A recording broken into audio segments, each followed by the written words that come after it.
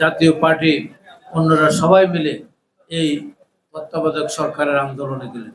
আমার সুস্পষ্ট মনে আছে, সংসদে বিরোধী দলের নেত্রীর অফিসের টেবিলে আমরা যেমন বসেছি, এখানে শেখ হাসিনা বসে আছেন, ডান পাশে পৌরব নিজামী সাহেব বসে আছেন, বাঁ পাশে আপনার মুজাহিদুর সাহেব বসে আছেন, তার আরেকটু পরে ব্যারিস্টার মওদুদ আহমেদ, সেদিনকার জাতীয় পার্টির নেতা, আর সেদিনকার এনডিপির নেতা জনাব সালাউদ্দিন কাদের চৌধুরী সহ এরা সবাই বসে আছেন। সেই তারা সংসদ বয়কট করলেন, বিএনপির বিরুদ্ধে আন্দোলন সংগ্রামে গেলেন, 173 দিন হরতাল অবরোধ কর্মসূচি পালন করলেন।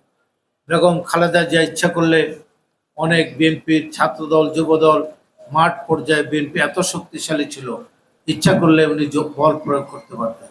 কিন্তু আমরা সেদিন 15ই ফেব্রুয়ারি একটি ভোট হয়েছে, এই ভোটের মাধ্যমে আমরা সংসদে এসেছিলাম।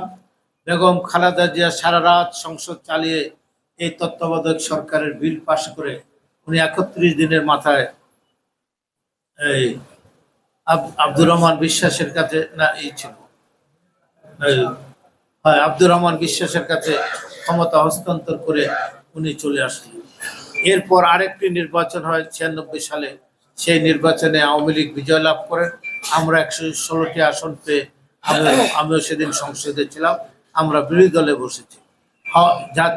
যে জামাত এই আন্দোলন সংগ্রামে তত্ত্বাবধায়ক সরকারের দাবি নিয়ে এসেছিলেন, সেদিন আওয়ামী লীগকে সহায়তা করলেন। আওয়ামী লীগকে আবার রাষ্ট্রীয় ক্ষমতা আসার জন্য জামাত যদি সেদিন এই আন্দোলনটি না করতো, আওয়ামী লীগের সাথে না যেত, তাহলে আওয়ামী লীগ কিন্তু 96 সালে ক্ষমতায় আসে না এবং বাংলাদেশের জন্য এত দুর্ভাগ্য আসে না। সে জামাত সেদিন মাত্র 3টি আসন পেয়েছে। আমি এই জন্য বলতে চাই, জামাত আবার বিএনপির সাথে আসছেন, আবার সরকারও অংশীদার হয়েছিলেন। এখন আবার জামাত, যেদিন 5ই আগস্ট ক্ষমতাচ্যুত হলো, শেখ হাসিনা পালিয়ে গেলেন, এরপর থেকে উনি একবার জামাতের আমির বললেন, আমরা আওয়ামী লীগকে মাফ করে দিলাম। যারা বিভিন্ন শিল্পপতি বাংলাদেশের যারা জঘন্যভাবে শেখ হাসিনাকে ফাইন্যান্স করেছেন, বিদেশিদের তাবেদারি করেছেন, সে সমস্ত শিল্প প্রতিষ্ঠানের অফিসে গিয়ে তাদের হেলিকপ্টারে করে উনি বাংলাদেশ ঘুরে বেড়ালেন আর সবাইকে বললেন মাফ করে দিলেন।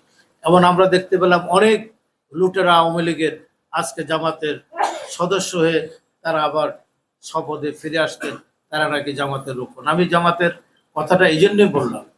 আরেকটি কথা আমার স্মরণ আছে, 1986 সালে ধানমন্ডির একটি বাসায় আমরা সারা রাত বেগম জিয়াকে নিয়ে উনি বৈঠক করেছেন, স্ট্যান্ডিং কমিটির বৈঠক করেছেন। সেদিন নির্বাচনে কে যাবে কে যাবে না,